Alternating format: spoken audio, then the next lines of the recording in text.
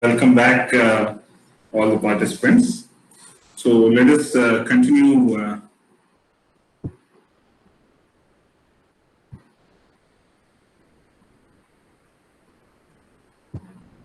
Are you able to see the slide, sir? Yes, sir. Yes, sir. Yes, sir. It is visible, sir. Okay, so you are able to check it out. Next Yes, slide. Yes, sir. Okay, sure. Just to reconfirm. Yeah. Yes, sir. Yeah. So in the morning session, we had a quick view into the basics of some of the medical instrumentation, the product classification, integration in terms of interfacing, design aspects as far as the how the products are to be looked into, purely from the technical aspects, some of the features, specifications, mechanical size, shape, then in terms of looking at it from the block diagrams, building blocks, and so on. Now, actually, we are going into the product development life cycle. So, we are now actually going to focus on the product development process. What really happens in a medical device manufacturing firm. So, what do you mean by product life cycle? So, basically, when we talk about the product life cycle, this is a set of commonly identified stages in the life of the product, any commercial product for that matter. So, the stages a product cycles through during its lifespan. We can call it a lifespan. So, you will have a development stage, introduction stage, a growth stage, or a maturity stage, and then you have a decline stage. So, this is basically the established business life cycle curve, we can call it. So, what really happens is what we are going to discuss initially, and then subsequently we can talk through all the other advanced aspects as far as the product development is concerned, and then we are also going to touch upon the regulatory process and things like that. So, the first stage, which is nothing but the startup, this is where the actual product development stage, which is the first part of any product development life cycle. So this is not only about building the product, it also talks about carrying out the research and testing also. It's not necessarily that it is limited only to the product building here. So the market research or whatever the competitor analysis, these are all the main part of the research for the development stage. So these are done basically to get an idea about the potential growth of the product and also for the companies to build a business case to validate this product basically. So gathering this feedback from the test users and testing the product, they are very, very vital as far as the product development process is concerned. So when you talk about the development, we are talking about the research phases before even the product is introduced into the marketplace. So this is when actually the companies bring in investors or develop the prototypes. They test the product for its effectiveness. Then they do the strategizing techniques before launching or whatever is required for launching. So due to this nature of the stage, a lot of money has to be shelled out by the companies. So this is a phase where there is not much of revenue coming into. It is more of revenue going out because the product is not being sold yet. It is only the initial stage, basically. So we have to keep this in mind, especially we are trying to develop a product which is still not entered or which is still not ready to enter into the market. So having said that, the introductory stage is very, I would say, interesting. This is the stage where the product is actually initially promoted. The public awareness point of view, it is very important. as far as the success of the product is concerned. If people don't know about the product, they're not going to go out and buy it, isn't it? So here you can come across different strategies. It again depends on business to business. You have small businesses, MSME companies, they have a different strategies. You have bigger businesses, large scale businesses, and then you have the corporates. So it's not necessarily that all these companies have to follow the same procedures. Not necessary. You can always adapt to depending on where you want to position yourself as far as the offering of the product is concerned. And then we can also talk about from the commercial aspects, because small companies not necessarily may be able to attract venture capitalists or investors. So then the commercial aspects come into the picture. They may not have adequate funding. They may not have the necessary funds required for marketing or whatever we may call it. So certain things can be looked at in a different perspective. But primarily we are trying to discuss the generic aspect as far as the how the product development life cycle goes. So in the second, that is the introductory stage, the strategies is what I wanted to highlight. So here you can look at companies talking about the penetration strategy or skimming strategy, we can call it in business terms. So prices are set initially at a higher side, on the higher side, and then they gradually reduce the cost. This is a good strategy if there are very few competitors for the product, where the profits are very high with this strategy, and it is also one way of trying to understand the market, whether people are kind of attracted towards the pricing per se, and then whether if it doesn't work out, the companies can always bring down the costing. It also has a great deal of risk, because people don't want to pay high prices and then you may eventually lose out. So it's a kind of a strategy from the company's side. Then the penetration strategy is another thing. This is very good initially if you keep your prices very low during launch, and then they gradually kind of increase them slowly. This is a good strategy, especially if you are talking about finding a market with more competitors. So you have to initially keep yourself in a safer side as far as the pricing strategy is concerned.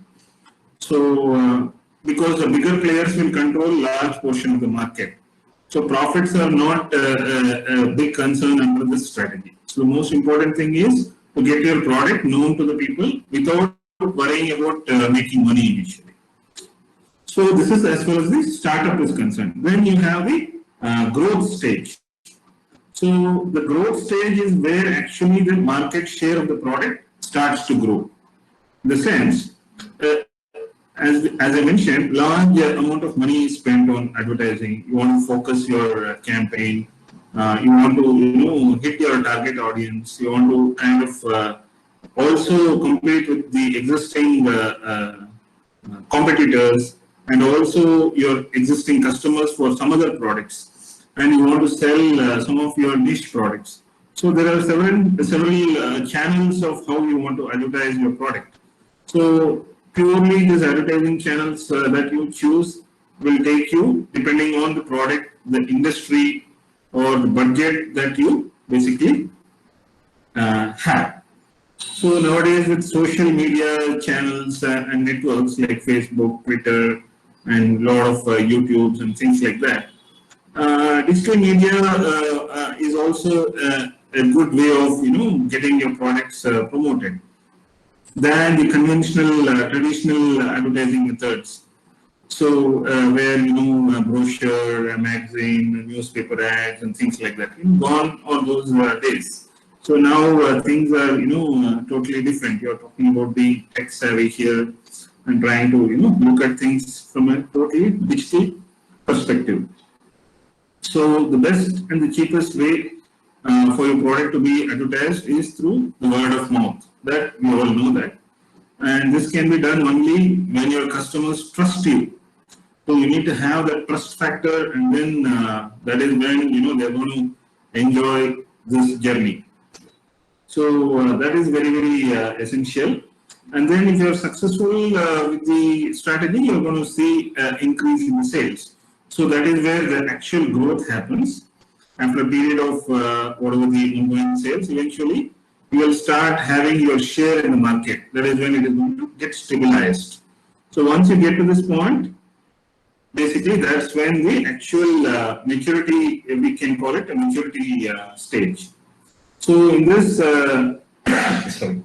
basically the growth phase, the potential competitors also see success, and they also try to want to have a fight as far as competing with your product is concerned. But eventually, it's a healthy competition where the companies can actually start growing. So then this is also going to open up different distribution channels, especially for taking the product, for example, in India, pan-India basis. Suppose your company is based out of Bangalore or Chennai or Coimbatore or any other location. So you can have some kind of a strategy and try to take your medical device to other hospitals across pan-India basis. So that is, you need to have a good network. So all this comes into picture there. So then the next phase is basically the maturity phase, which is the third stage, basically, we can call it. So here it is most likely to spend a lot of time, especially in this stage. So basically, the sales will start growing at a very faster rate. Then you eventually will start getting more share from the market, and then this is going to start getting stabilized. But the key to surviving this stage is differentiating how your product is different from similar products which are being offered by the competitors. Suppose you have an ECG machine, for example. So there are hundreds of companies who make ECG machine. What makes your machine different from other machines? Whether it is the cost factor, whether it is the features, the specifications, the look and feel of it, the ease of operation.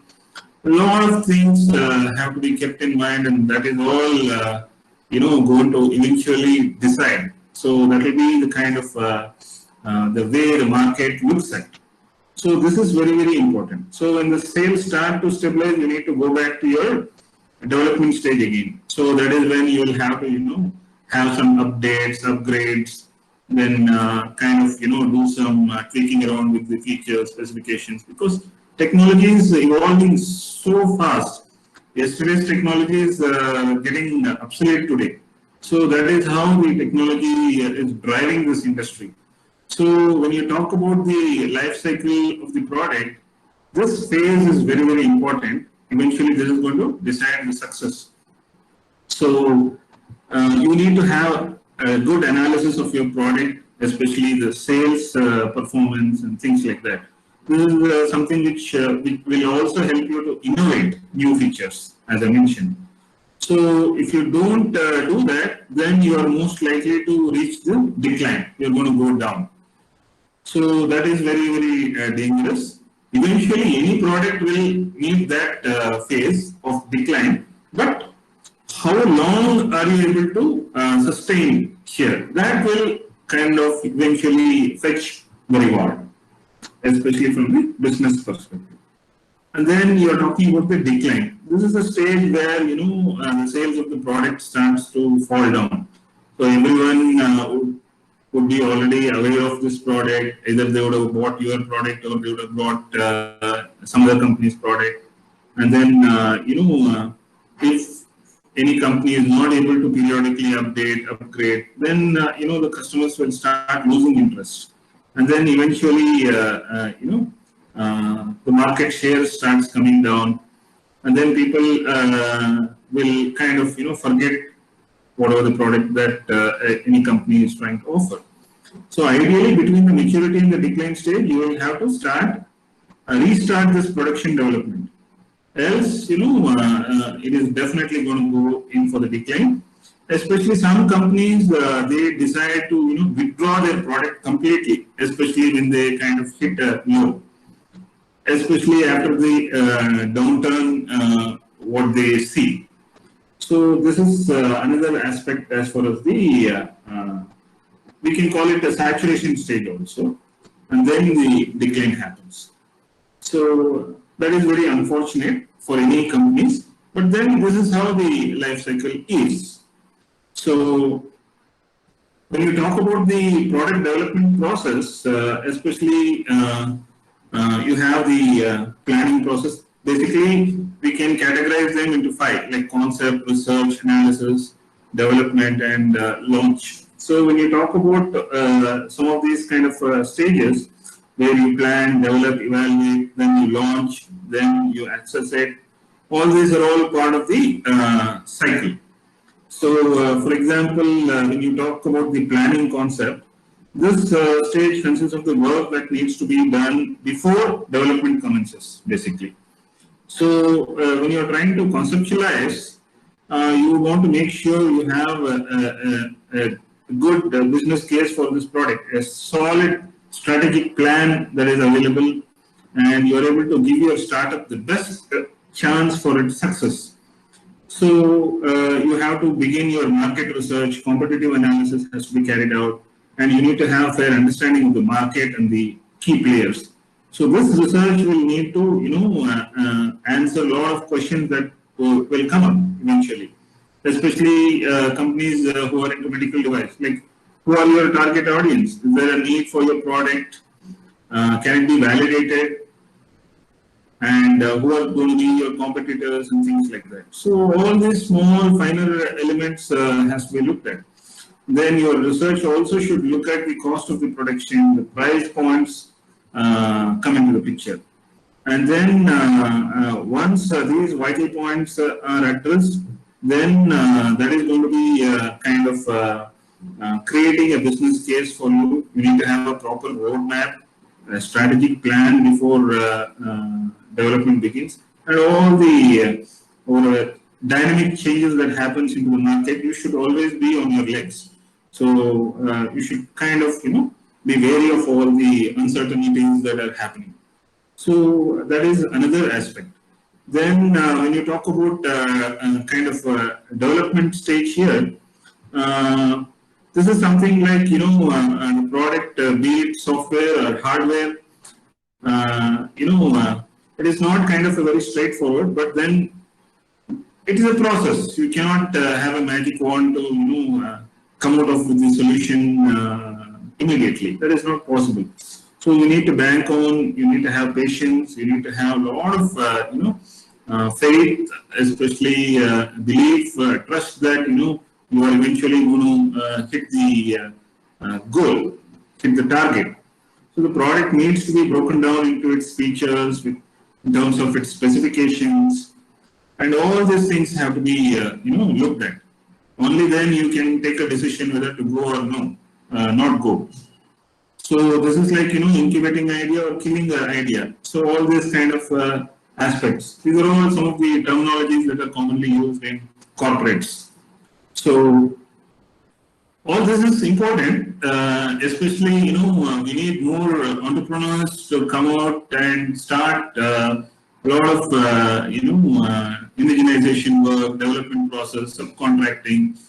All budding engineers have to have this. I mean, gone are the days when the students were all job seekers. Now you have to start thinking differently. You have to be different, think different. You have to become a job provider. I mean, that is kind of the mindset. That is the kind of the important thing that the teachers have to kind of groom the students. So this is something which I felt that I need to highlight it. Especially the faculties, all the teachers, mentoring, everything happens. But then somewhere you have to find that spark in any candidate. And back into whatever the best possible efforts that can be provided, whether it is from the institution, whether it is from the individual perspective. and trying to ensure that that spark doesn't diminish. So this is very, very important, especially creating a good ecosystem in India. So we are finding a lot of innovations are happening, but then we need to give more time. So coming back to this discussions, so I was talking about this analysis and research that goes into, and evaluation, and then subsequently followed by that will be the development process, which is going to be the last stage before you launch the product. So early feedback is very, very important from the market, and then the testing, validation, all these things have to be properly performed. So when you talk about how do you evaluate a product, what are the key metrics that we need to implement here for a product success? So what is the cost? What is the revenue? What is the kind of retention? All the commercial aspects come into picture here. And once you are kind of okay with that, that is when you actually launch the product into the market. So just a summary of the some of the topics that I just mentioned. Let us quickly run through the slides. So as I mentioned, the first stage is the conceptualization, where you have certain requests coming from a customer, or a customer is under a lot of pain by not able to use the existing product in a right way. Certain features are not available, or he or she is not able to get the desired output. So a lot of market study has to be done, and then you need to also look at the legislation and the competitors. So the product, as a nutshell, if you look at it, all the features, these are some of the things that needs to be really looked at. And then you talk about the assessment of the market. So where you're talking about the growth and other legal issues and competition and stuff. Then to wrap it up, as far as the analysis is concerned, again the cost analysis, resources, capital expenses, your profit loss, anticipated sales, all these things will come into the picture. Then the product development. So we are going to discuss more in detail about this in the coming slides. So the technical specifications, what is the prototyping, the trials, production, testing, all these are all very, very important here. And then you're talking about going into the market. So that is the last stage as far as the market analysis is concerned. So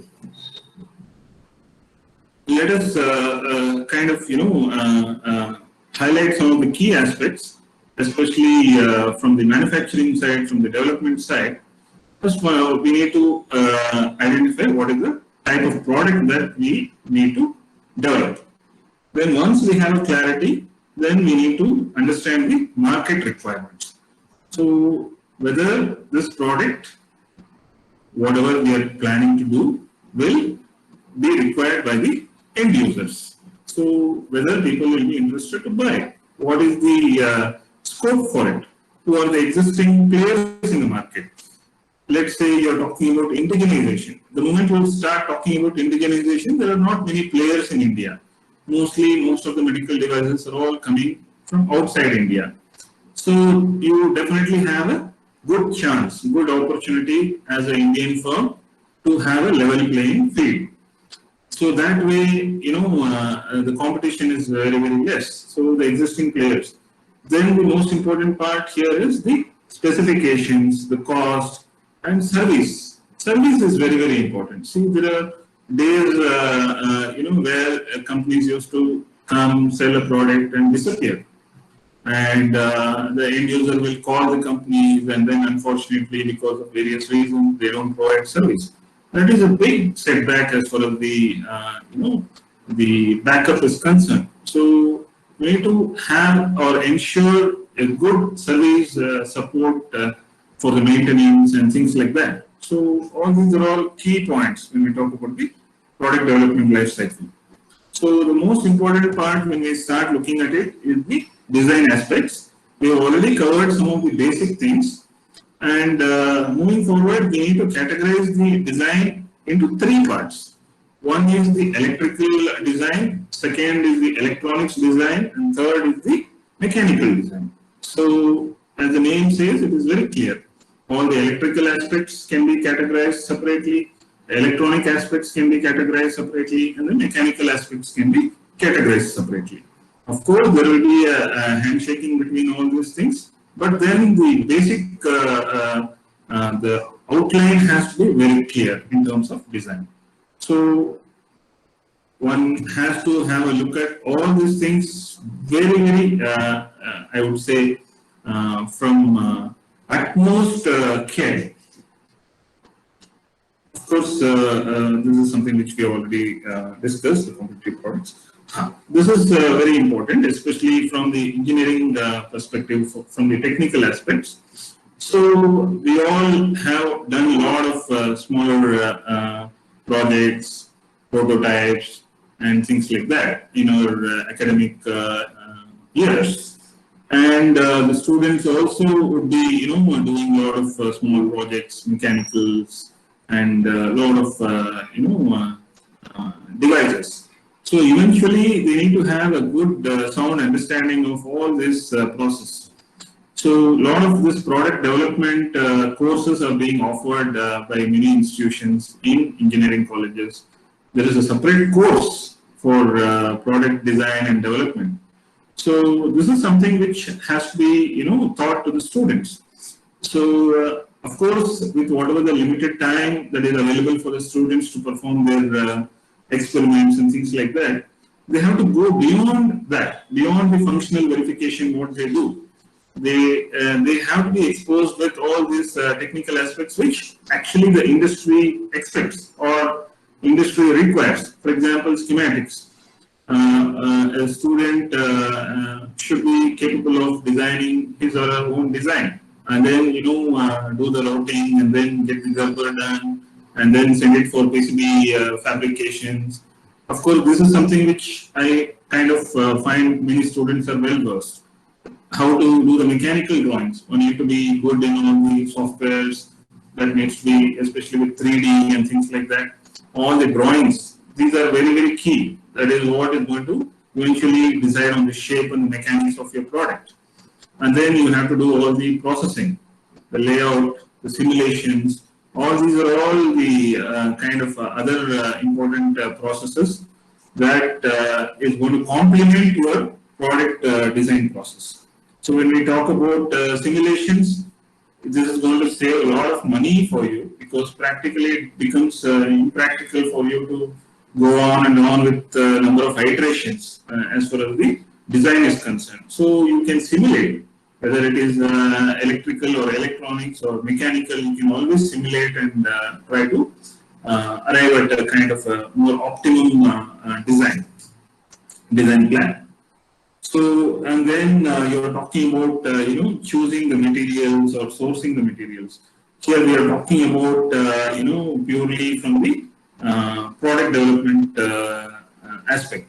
So, when we talk about choosing materials, it is not only choosing the electronic components, it is also about sourcing various connectors, cables, harness, mechanical enclosures, front panel, back panel controls, switches. So even the small minor elements that go into the product has to be looked at. So normally while doing the projects, the student really don't understand all this, especially it's a learning process. But then over a period of time, you do understand that just because of one or two parts, your project may not be functioning. So then we realize that even a small switch or even a small connector matters a lot. Your circuit may be wonderful, but then your product may not work just because of some small glitch or some part which is malfunctioning. So it becomes even more important as an engineer for us to source or choose the right items, right materials when it comes to designing. And then you also need to know where to source these materials. Of course, today world is globally connected. You can get things online. You are able to source or order the things online. But then, nothing like having a sample and then evaluate it and then test it and then to reconfirm whether this is the right part that is required for my project, for my product. So you can request for samples. And then once you get some samples, basically you can move forward going ahead with your product development. So once you are clear with ordering the components or sourcing the materials, the next stage becomes very easy. So here you should also encourage the students to kind of look at the technical data sheet for any product. Normally what happens in the colleges, we have to encourage the students to, before even he or she rigs up a circuit, they need to know the component in detail. So not many students are aware of going through the data sheet, technical data sheet. They even wouldn't know what is the current handling capacity of a particular device. They will try to abuse it by applying more current or voltage, and then they spoil the device. So that shouldn't happen. So with the right grooming, once the student goes into a company or industry, he or she is able to quickly get integrated into that system seamlessly. So this is something which they have to be groomed here. So the prototype development starts there. So you are able to test and assemble your prototype, and then you finalize especially the design, how you want this product to come out with, in terms of mechanical shape, size, and all these things, whatever we discussed. Because at the end of the day, you have to make it user-friendly, not only to the patient, if it is directly connected to the patient, or if it is going to be used by the operator, which subsequently is going to be used on the patient. So both the stakeholders here have to be comfortable. So you have to keep in mind all these aspects. Then you basically kind of work out the costing here. Of course, budget is very, very essential. So one has to, keep aside a share of your budget for all these R&D activities, overheads. Suppose your students are going to start up a company.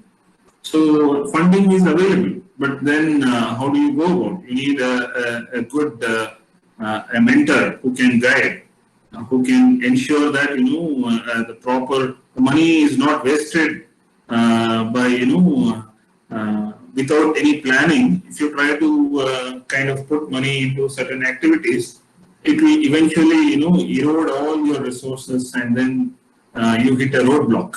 So working on the costing is the most important aspect going forward. And then you can talk about the manufacturing, subcomponents, final assembly, and whatnot. So this is a big topic for discussion. Sorry, I'm not able to go in depth because that is going to consume a lot of time. I'm just addressing at the surface levels so that one can have basic idea of all these things. I'm sure many of all the participants will be aware of all these things. And in spite of that, I've just highlighted some of the key aspects purely from the industry side. And then you got to talk about all the quality checks, developing the content, manuals, and then finally, most important is the dispatch. You need to ensure packing is properly done. Material should not get damaged in transit. It has to reach the end user safely. So all these things are there. So you can imagine, right, from a simple design stage to getting your idea conceptualized and seeing it as a product, and then after that you have to ensure the product reaches the customer safely. So right from idea to even packing. So all these things are very, very important. So this is something which is of our interest here, especially from electronics, instrumentation, and other background. So the testing and calibration, of course, now everyone talks about this, everyone are aware of this. About 10-15 years back, you go to any hospital, even today, for that matter, in some of the hospitals. It's so pathetic to see a broken machine being used, a malfunctioning machine being used. There is nobody to even, even open that or clean the machines. So that is the state of affairs, unfortunately. Not everywhere, but in some medical institutions. So we as engineers, how are we going to address all these things? We need to, have a fair understanding of all this. This becomes very, very important actually. So when we talk about test procedures or test reports or all these things, one has to understand how to, test a product. How do you document it? So this becomes very important. For example, if you talk about anesthesia machine in a hospital, how do you troubleshoot anesthesia machine if you find that while testing it is not working? Sometimes there are different possible scenarios. Even just because the power cord of that machine that goes into the socket may be defective. Even a fuse inside may have blown because of some surge. Sometimes, small things, the end users feel that, there's something wrong in the machine. When finally, when the personnel goes and checks, he or she finds that, it is not the fault of the product. It is from the supply, main supply that comes from the power cord or the cable. So all these things. So when you go through a proper test procedures, one can have a good understanding of all these uncertainties, especially. So everything is documented, and especially as I was talking about example of anesthesia machine. For example, we know that how important anesthesia machine is. When there is no gas output or no oxygen pressure in the cylinder or gas supply, one has to check for the pressure gauges. What is the rating for that? And if there is no supply, how are you going to restore it? How are you going to replace this oxygen cylinder? Or in case of any failure in the alarm. For example, all these critical care devices will have some kind of alarm setups. Suppose there is some failure, oxygen level depletes. We find this things happening in many hospitals. Lack of oxygen and infants are dying. Recently also this kind of news was appearing in TV and newspapers. Why? Because of negligence basically. So or lack of maintenance or lack of awareness, all these things will contribute, and it's a disaster.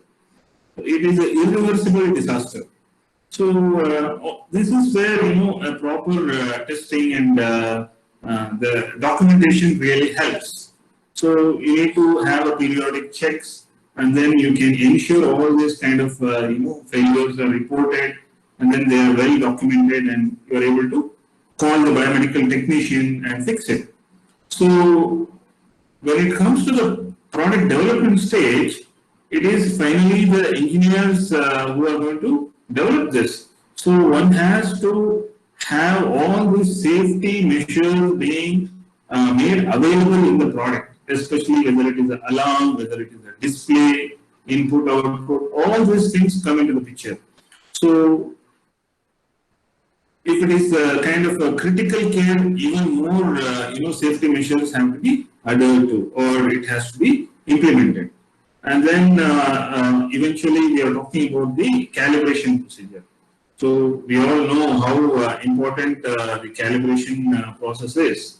So what is calibration basically? It is nothing but a set of operations which establish under a specified condition the relationship between the values of the quantities indicated by the measuring system or values represented by the measure or a reference material. Basically, this corresponds to the values realized by the standards.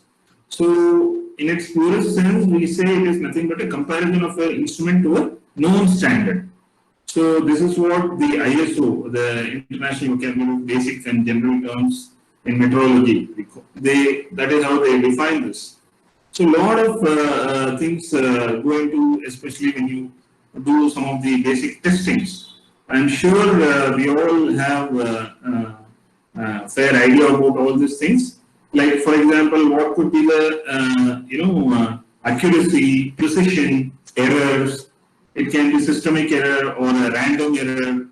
So all these things we are quite aware. But when it comes to the field, so when it comes to product development, these things are something very, very essential that we need to highlight it, we need to document it, especially errors.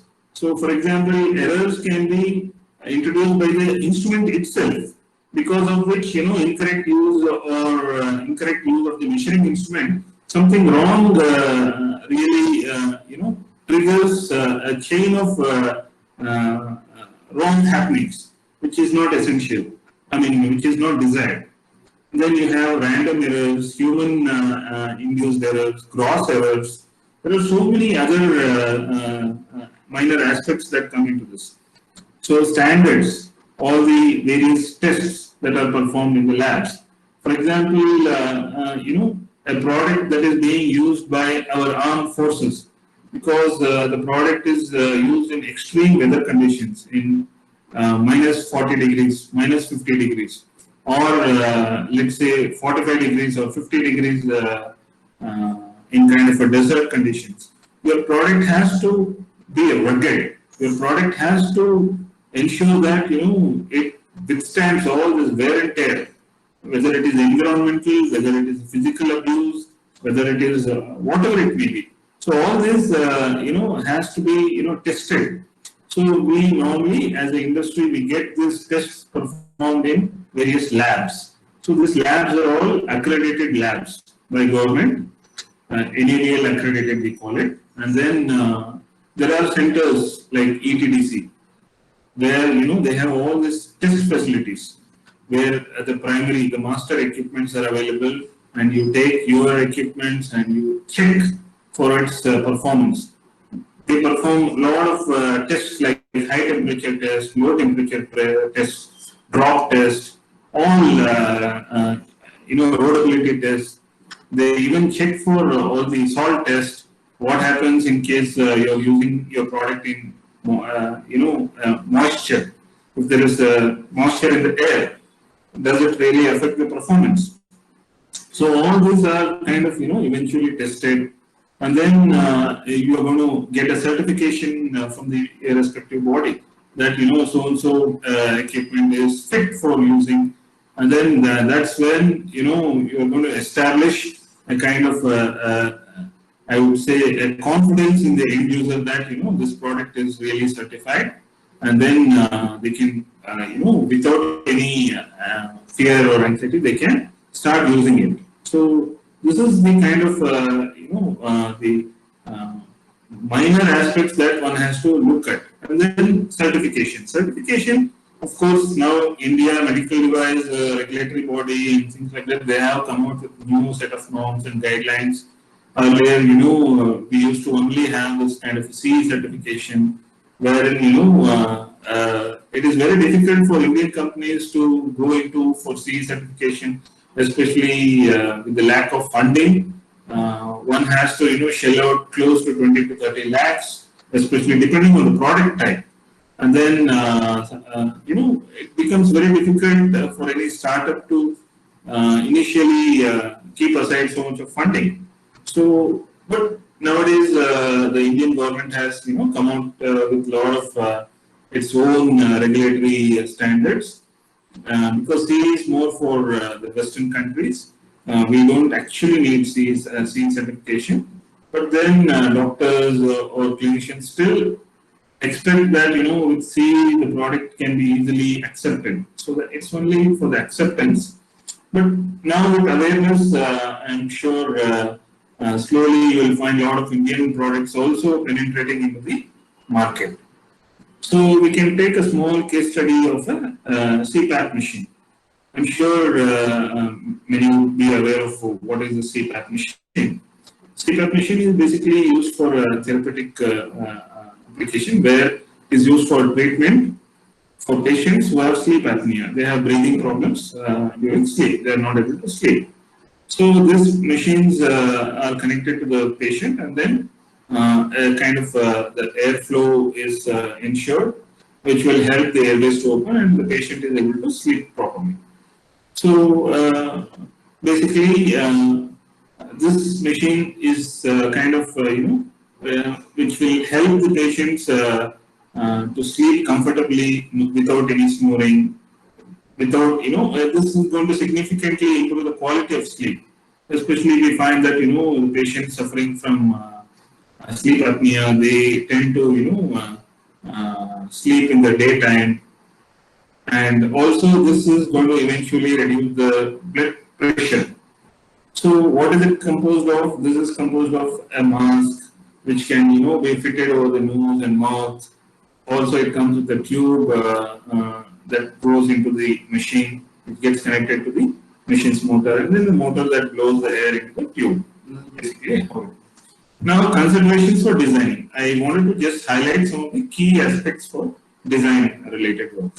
So one need to understand the compatibility. Compatibility here is because we are talking about the mask and the access. For example, you see in this image, there is a CPAP machine. From the CPAP machine through the tube, there is a mask which gets connected to the patient's nose and mouth. So here we have to ensure this is well compatible without any disturbance to the patient.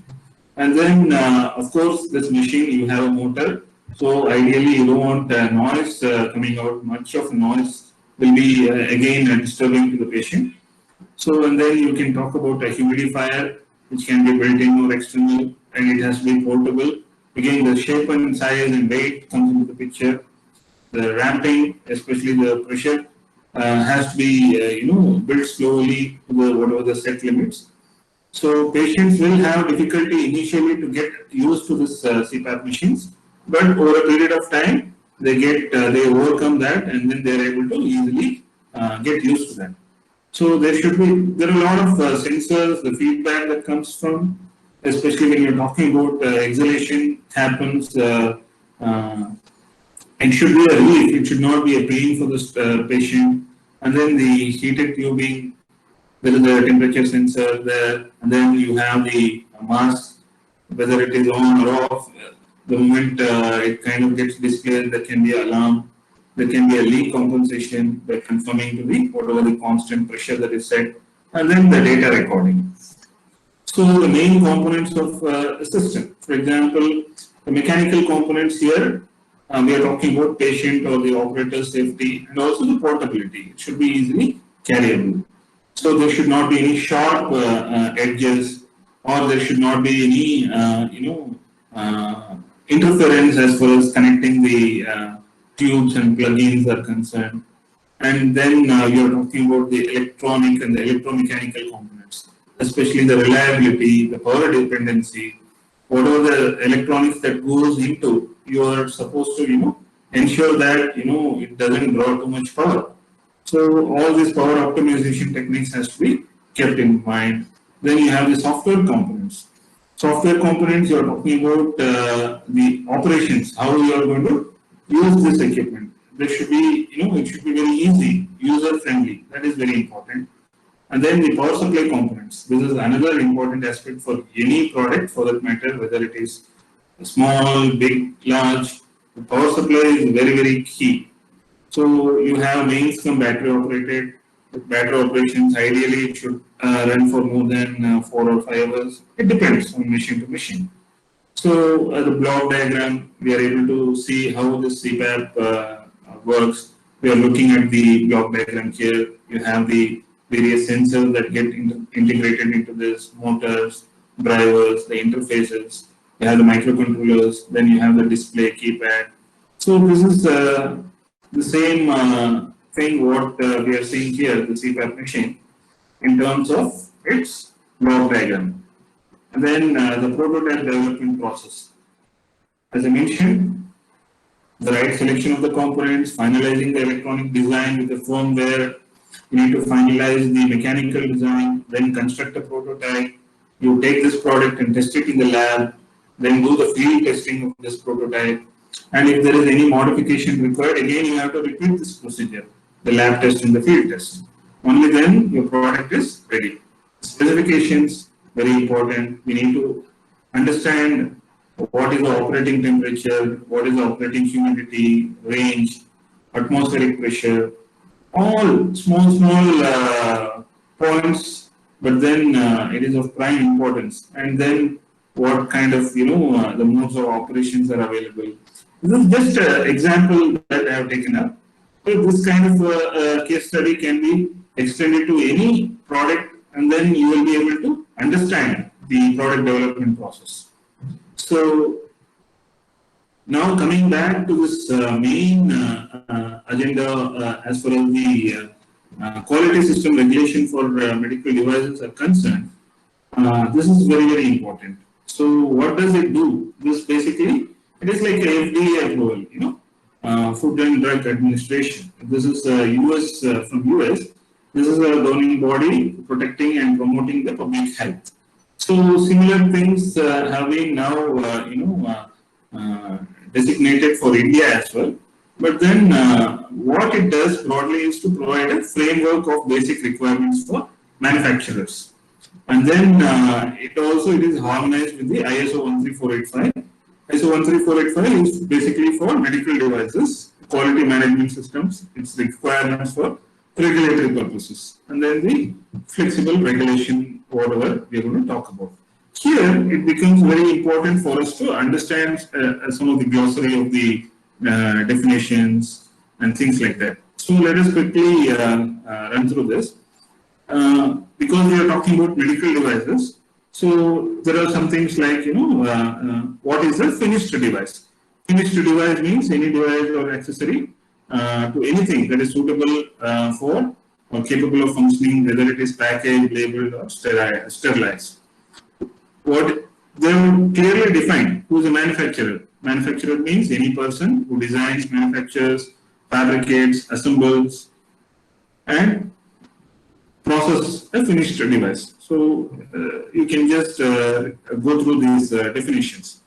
So it clearly says what is the role of a manufacturer, one who performs the functions, installation, relabeling, remanufacturing, repackaging, so all these things. It may sound a little weird, but then, this is a subject on its own. So the moment we start entering into the regulatory affairs, you need a lifetime to understand all those things. It is that complicated actually, because in US, it's totally a different story.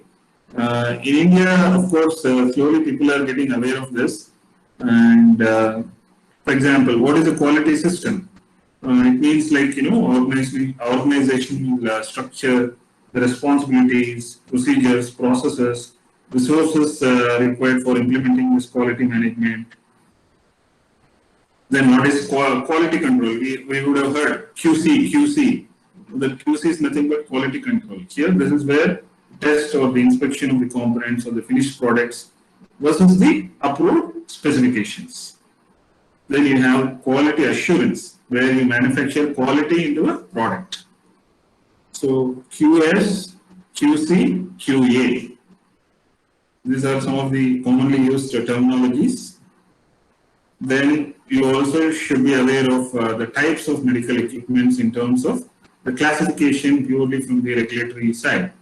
So you have class 1 medical equipment, class 2. Class 1, electrical or medical equipment with accessible conductive parts or internal conductive parts which are protectively grounded in addition to its basic grounding. Class 2, that uses double insulation or reinforced insulation for protection against electrical shock.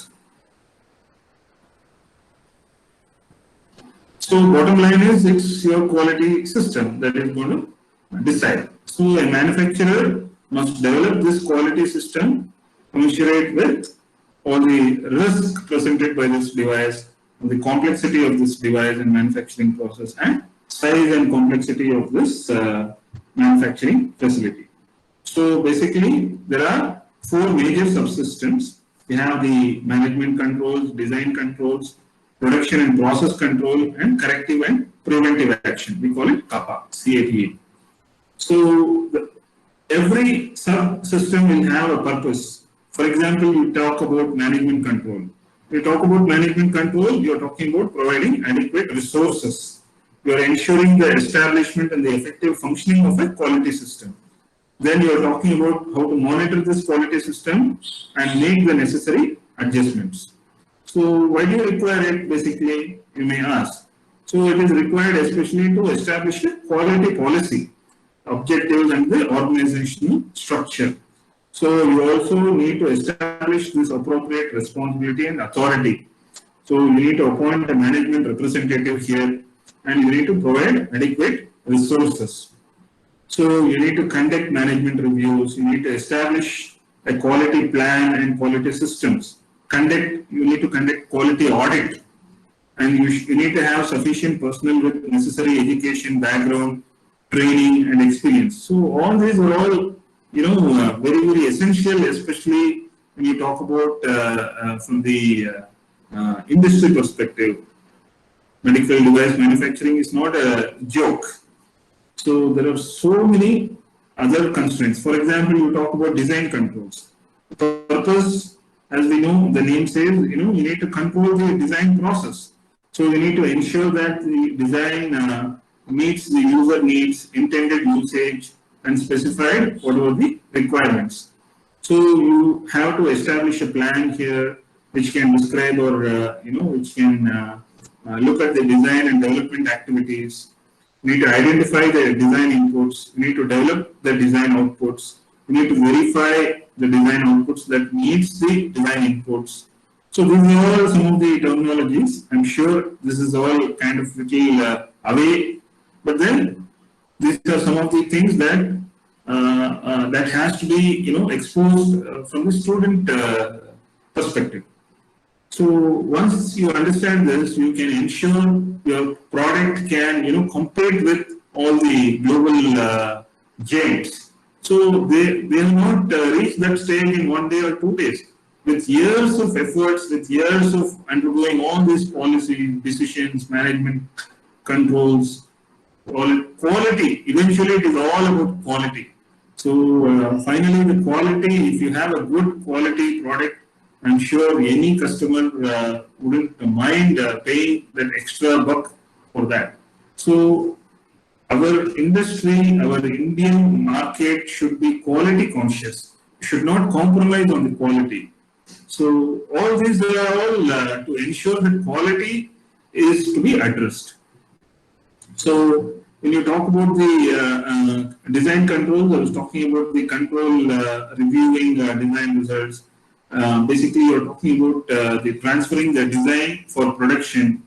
So all this will come into the picture. So when we talk about the design inputs, so it means that the physical and the performance requirement of the device are used as a basis, and you are ensuring the requirements are appropriate and the address intended to use this device and the needs of the user are on kind of stabilized, or it is on par with what is to be adequately used.